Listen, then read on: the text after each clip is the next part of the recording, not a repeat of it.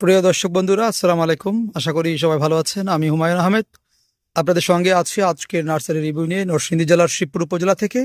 আপনারা আমার অসংখ্য প্রতিবেদন দেখেছেন। আমাদের নার্সারিতে সংগ্রহে থাকা বিভিন্ন ধরনের দেশি বিদেশি ফলের চারা আমার প্রতিবেদনে আমি দেখিয়েছি। আজকে আপনাদেরকে একটি আম দেখাবো, আর আপনারা আম নিয়ে আমার অনেকগুলো প্রতিবেদন দেখেছেন।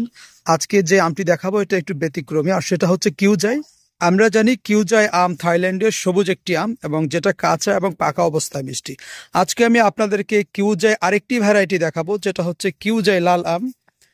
আপনারা অনেকে আমাকে জিজ্ঞেস করেছেন কিউজাই লাল আম আমাদের সংগ্রহে আছে কিনা। আমি এখন সেই কিউজাই লাল আমটা আপনাদেরকে দেখাবো। এখানে জিও ব্যাগের যে গাছটি দেখতে পাচ্ছেন সেটআপ করা, এটা কিউজাই আম গাছ। কিছু ডালপালা আছে এই গাছের মধ্যে, এবং একটি কিউজাই আম দেখতে পাচ্ছেন, যেটা লাল কিউজাই। আমি লাল কিউজাই কখনো খাইনি, এই প্রথম আমাদের গাছে লাল কিউজাই আম ধরেছে। এখন এই আমটা কাঁচা অবস্থা মিষ্টি কিনা সেটাও জানি না, তবে যেহেতু ওই সবুজ কিউজাই আমটা পাকলে অনেক মিষ্টি, আমি আশা করি এই আমটাও মিষ্টি হবে। আপনাদেরকে দেখাচ্ছি আমি লাল কিউজাই আম, আপনারা দেখতে পাচ্ছেন লাল রং ধারণ করেছে, খুব সুন্দর এই কিউজাই আম।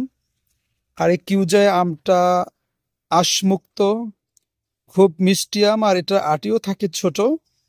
আপনাদেরকে আমি দেখাচ্ছি। আমাদের এই গাছে আরো মুকুল ছিল, অতিরিক্ত তাপদাহের কারণে বেশি আম টিকেনি, একটা কিউজাই আম টিকেছে। আমরা এই গাছ থেকে চারাও তৈরি করেছি।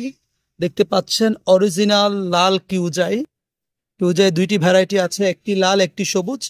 আমি এখন আপনাদেরকে লাল কিউজাই আমটি দেখাচ্ছি। সাইজও বেশ বড় হয়েছে, 1 কেজি প্লাস হবে এই আমটি, আপনারা দেখতে পাচ্ছেন।